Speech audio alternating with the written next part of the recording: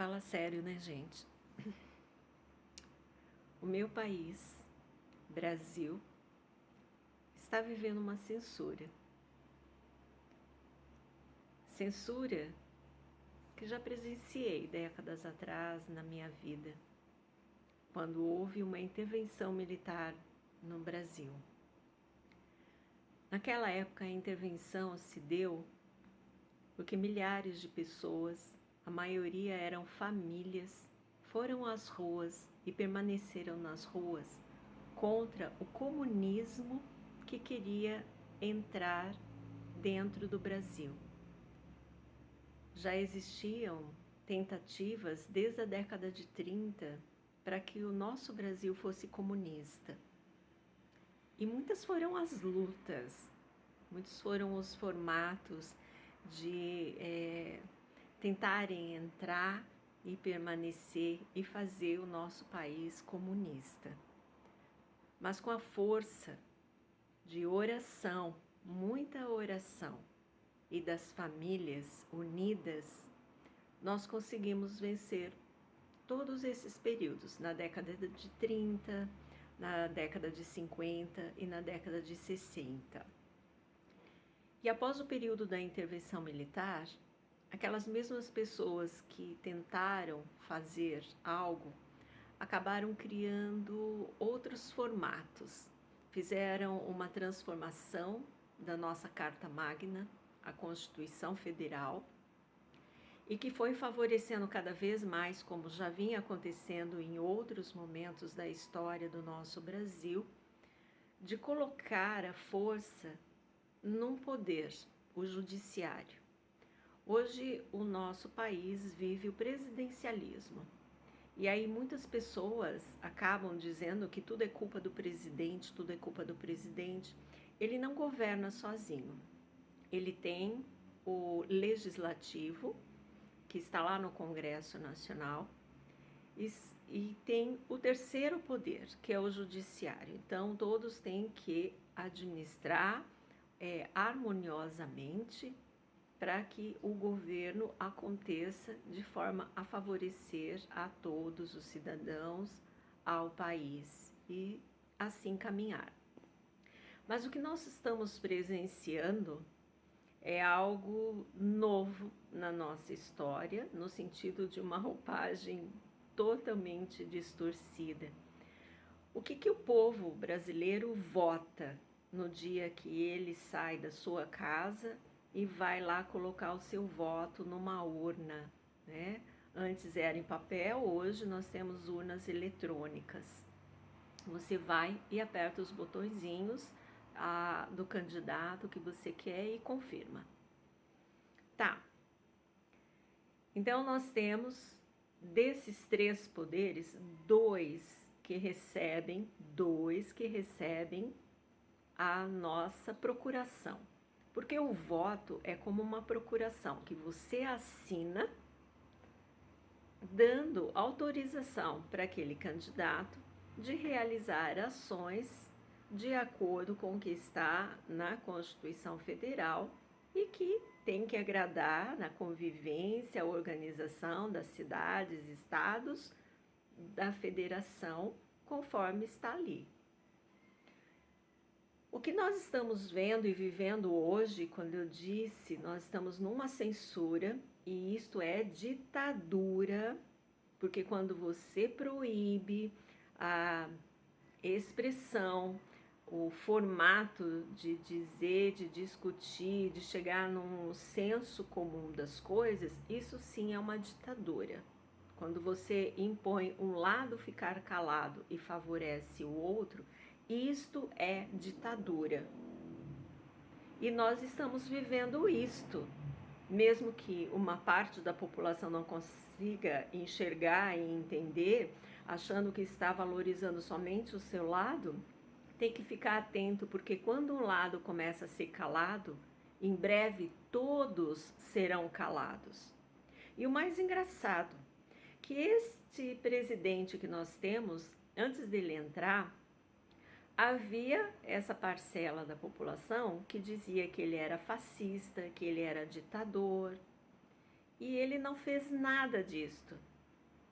Tanto que ele recebe críticas, ele tem pessoas que formam bola de futebol no formato da cabeça dele e sai jogando por aí, seja nas ruas, seja em campo, seja onde estiverem, e ele não fez nada, não fala nada.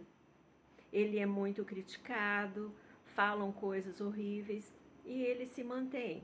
Porque se ele fosse uma pessoa realmente fascista, ditadora, ele já teria colocado algo para silenciar essas formas horrendas que vai contra a pessoa dele.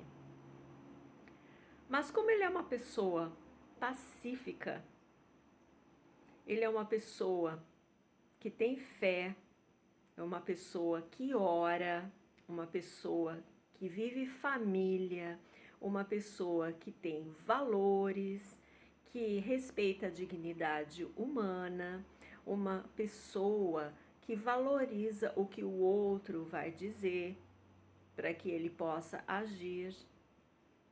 Essa pessoa tem sido motivo de escárnio de um outro lado. E aí nós estamos sofrendo uma ditadura, porque a partir do momento, são 3 pontos fortes na realidade de guerra do comunismo.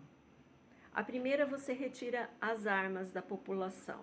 E isso nós já tivemos lá atrás, décadas atrás, no século passado. Foram retiradas. E quando foi colocado em plebiscito para a população, o formato como foi trabalhado deu a entender para nós que todos, mas todos mesmos, teriam que ficar sem armas. Isso para nós significava que o crime organizado, os ladrões, traficantes, assassinos e companhia limitada também ficariam sem suas armas. Mas não foi isso que aconteceu. Quando o povo elegeu, na eleição passada, este homem para presidente, foi porque ele nos trouxe a garantia de que todos teriam as armas novamente em mãos.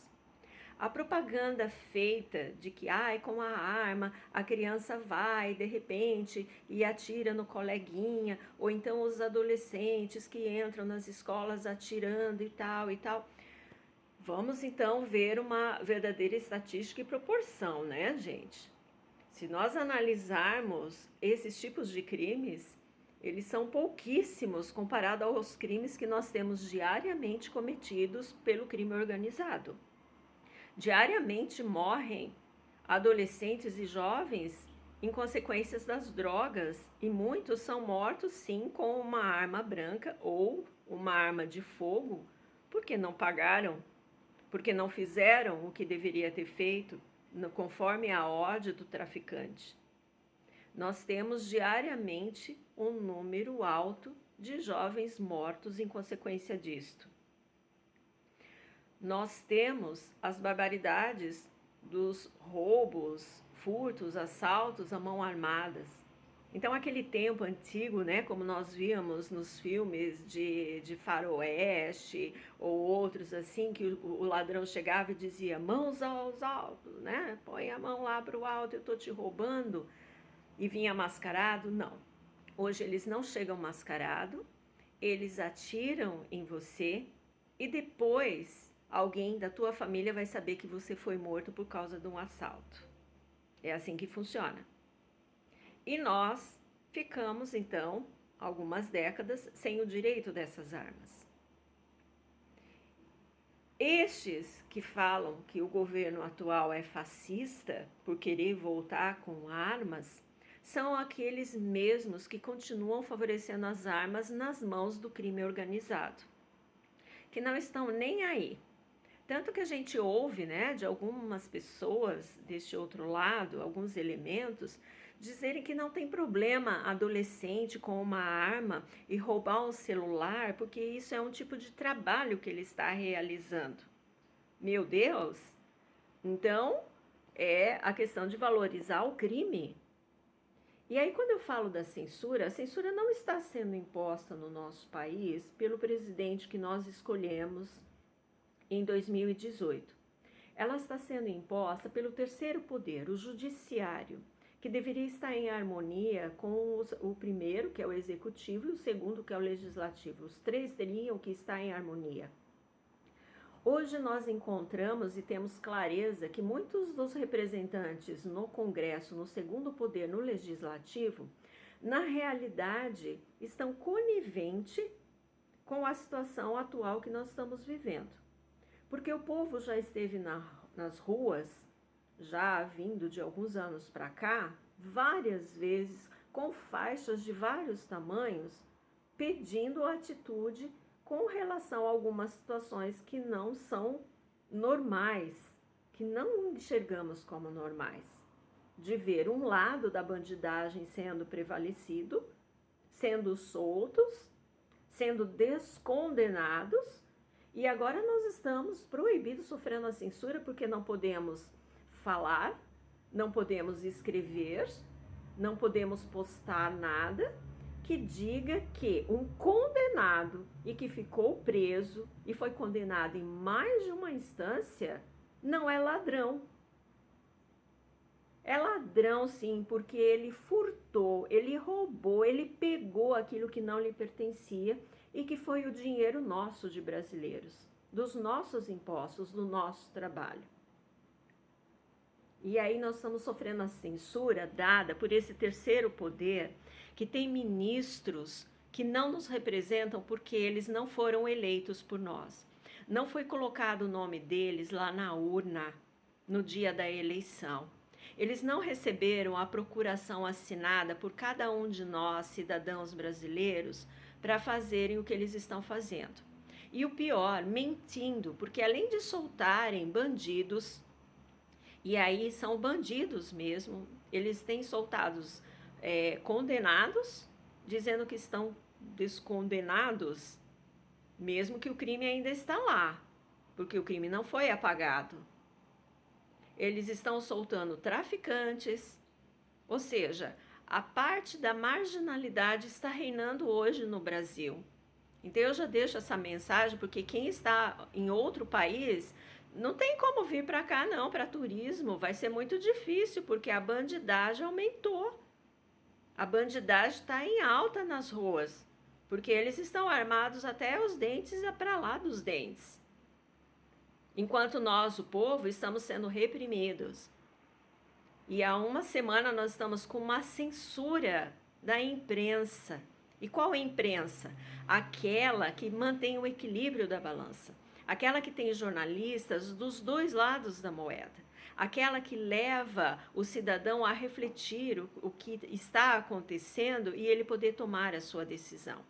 Porque quando você deixa somente uma imprensa que fala o que agrada os ministros deste terceiro poder e que não são representantes do povo, alguma coisa está errada. E aí eles estão mentindo, porque eles nos perseguem dizendo que nós estamos fazendo fake news, falando mentiras. Uau! Então vamos ver a mentira. Eles dizem que estão defendendo a democracia, mas eles estão fazendo um papel de aristocracia, onde uma pessoa está fazendo tudo.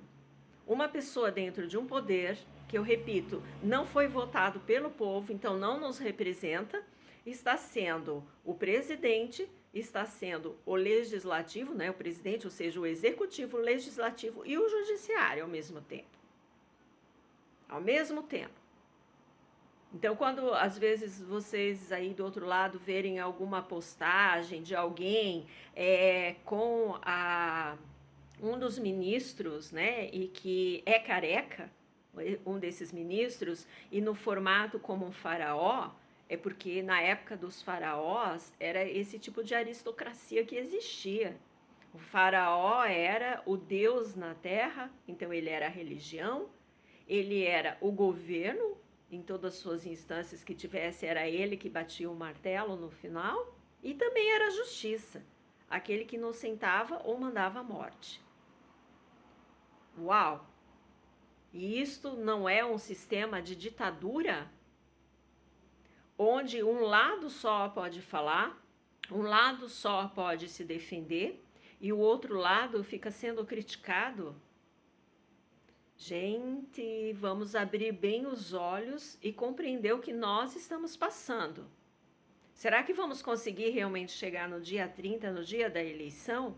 E quem garante que chegando lá no dia 30 nós vamos encontrar realmente tudo normal para dizer que nesse mesmo dia vai ser eleito aquilo que a maioria do povo quer? Porque a maioria da população já foi às ruas várias vezes contra esse terceiro poder. Não que fosse fechado o terceiro poder, porque ele é necessário dentro desse sistema que nós escolhemos do presidencialismo. Mas somos contra elementos que estão dentro deste poder. E aí é onde nós estamos cobrando o segundo poder, que é o legislativo, que lá estão dentro desta casa as pessoas que nos representam no voto. E que nos dá a impressão, desculpa a expressão que vou dizer aqui, né? Mas eles nos dão a impressão que estão com os seus rabos amarrados com esses do terceiro poder. É bem essa expressão popular nossa brasileira. Então, quanto que eles estão ganhando, ou o que eles fizeram de tão grave, porque favorecer pessoas criminosas. E olhem, nós temos uma lei antiga aqui, e que ainda não foi mexida, da tal ficha limpa. Essa ficha limpa significa que o candidato, ou seja, a pessoa, se ela tem um crime, se ela tem lá algo dentro da sua ficha, ela não pode nem concorrer para um cargo político. É engraçado que essa ficha limpa cai em cima de nós cidadãos, porque se você vai fazer um concurso e você tiver qualquer probleminha, de repente uma dívida, aí você já é podado de tudo. Mas estes que estão lá dentro de uma grande corrupção, a ficha limpa não está valendo de nada, porque hoje nós estamos vendo os ficha suja prevalecendo diante dessa censura que nós estamos vivendo. Ficha suja, repito, porque é um descondenado, é um ex-presidiário. E qual foi a causa da prisão? Ele pegou o que não era dele. Ou seja, ele passou a mão nos bolsos de cada cidadão deste país. E aí dizer que não é comunista é outra mentira, porque o nariz dele, gente, a gente até brinca aqui no Brasil, quem está aí os amigos do outro lado vendo, a gente brinca aqui no Brasil, porque o nariz dele já superou o Pinóquio. Se o Pinóquio tivesse que fazer, como que eu vou dizer, tentar ganhar como o maior nariz, o Pinóquio já perdeu há muito tempo. Perdeu há muito tempo. Então vamos acordar, quem ainda não conseguiu, que, como eu disse, né? São 3 pontos na cartilha comunista na questão de você tomar um poder. Primeiro, você retira as armas do povo. Ele não tem como se defender. E armados ficam somente o teu exército. Aqueles que vão te ajudar a dominar aquele que ainda apresente resistência. Segundo, rasga a Constituição. Se tinha lei, se tinha normas, isso não vale, porque o que vale agora é o que nós vamos impor. E o terceiro é a censura de imprensa, é cortar a liberdade de expressão. Então, se essas pessoas que estão mais ali na frente e que têm direito de falar algo conforme o que eles veem da reação do povo em defesa desse povo e eles são censurados, significa que logo essa censura está em cima de todos nós. É assim que funciona a ditadura. E aí então fica aquela questão, quem era mesmo o ditador? Aquela pessoa que foi colocada lá e até hoje se mantém uma pessoa aberta a receber qualquer crítica, ou este outro que quer chegar ao poder e tem usado ministros que ele mesmo escolheu de um poder do qual não foi votado por nós, repito novamente, não nos representa, não tem uma procuração nossa, e que agora nos impõe certas regras e que foge inteiramente do que é democracia. Eles dizem estar defendendo democracia. E eu repito, isso não é democracia. A democracia é uma via de duas mãos onde há respeito do diálogo. Você pode ter diferenças nas minhas ideias e você pode ter as ideias diferentes das minhas. Nós vamos discutir, nós vamos chegar em certas pontuações, mas isso não significa que eu tenho que cortar a tua cabeça ou você a minha. Porque nós vivemos uma democracia e a democracia é desse jeito. Agora, quando parte para uma realidade onde dizem que o Estado é responsável por tudo, o Estado é que tem que tomar conta de tudo, então preste atenção que o quarto passo seguido nessa cartilinha de domínio é depois tomar tudo que é seu, tudo, seja você rico ou pobre. Por quê? É o Estado que cuida. E o Estado vai cuidar do jeito dele.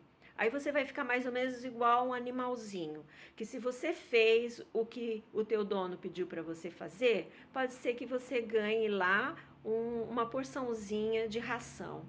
Mas se você não fez, você não ganha a ração, você morre de fome. Até você aprender o que você realmente tem que fazer. E não é o que está na tua cabeça, é o que está na cabeça deles.